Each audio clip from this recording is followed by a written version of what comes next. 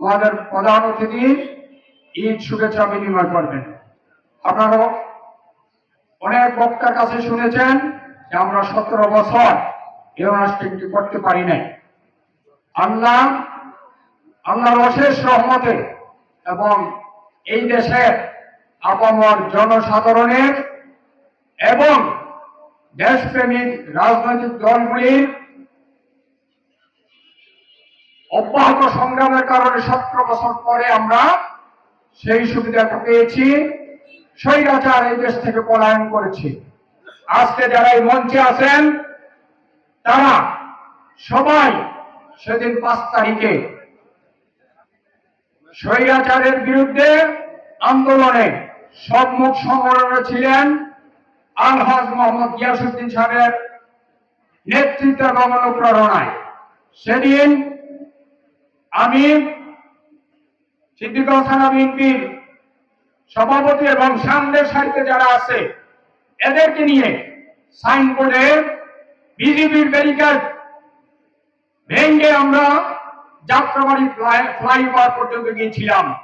অসংখ্য গুলি হয়েছে, অসংখ্য শহীদ হয়েছে, কিন্তু আমরা সেদিন পিছপা হই নাই। আজকে যারা উকি ঝুঁকি দিতেছেন ওনারা সেদিন কোথায় ছিলেন? জুলাই আগস্ট বিপ্লবে ওনাদেরকে রাজপথে পাওয়া যায় নাই, কাউকে পাওয়া যায় নাই। আমরা যখন বিজয় ছিনিয়ে বাড়িতে ফিরতেছি কারো কাপড় আমরা পেয়েছে কোথায়? চিটাং রোডের ওই পাশে তারা মাত্র রওনা দিছে যুদ্ধ করার জন্য। যুদ্ধে অলরেডি আমরা বিজয় হয়ে গেছি। স্বৈরাচার হাসিনা ভারতে পালিয়ে গেছে। এই মুহূর্তে তারা ঘুম থেকে উঠেছে, এর আগে তারা জাগ্রত হয় নাই।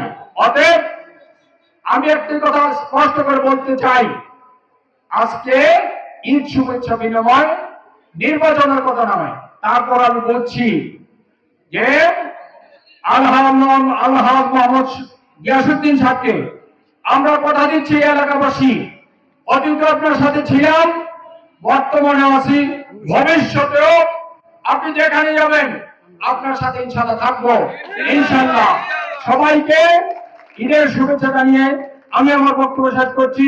বাংলাদেশ জিন্দাবাদ, বাংলাদেশ জাতীয়তাবাদী দল জিন্দাবাদ, শহীদ প্রেসিডেন্ট জিয়াউর রহমান অমর হোক।